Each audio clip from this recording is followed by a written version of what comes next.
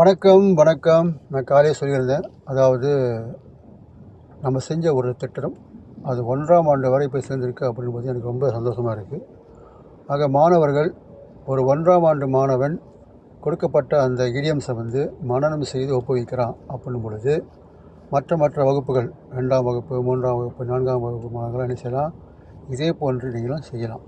ஒரு 1ஆம் ஆண்டால் முடியுதுன்னா உங்களாலையும் முடியும். ஆனால் என்ன, நாம் அதுக்கு மெனக்கெடுக்கணும், அக்கறை எடுக்கணும், அப்படி யோசிக்கணும். இப்போ அவங்க அம்மா இதை பார்த்துட்டு அவங்க பிள்ளைங்க சொல்லிக் கொடுத்துருக்காங்க. அதே போல் ஒவ்வொரு பெற்றோர்களும் அவரவருடைய கடமை செஞ்சிங்கன்னா நமது மாணவர்கள் தலை தோங்கி நிற்பாங்க. அதில் எந்த ஒரு மாற்று கருத்தும் இல்லை.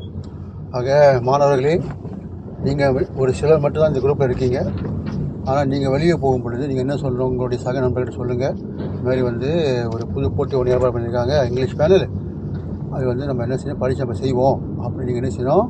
யார் நாவல் போட்டிகள் இல்லையோ அவங்க எல்லாத்தையும் அங்கே அரவணைச்சு வர வைக்கணும். ஏன்னா சமுதாய முன்னேற்றம் என்பது நீங்கள் மட்டுமே முன்னேறினால் அதுக்கு பேர் சமுதாய முன்னேற்றம் இல்லை.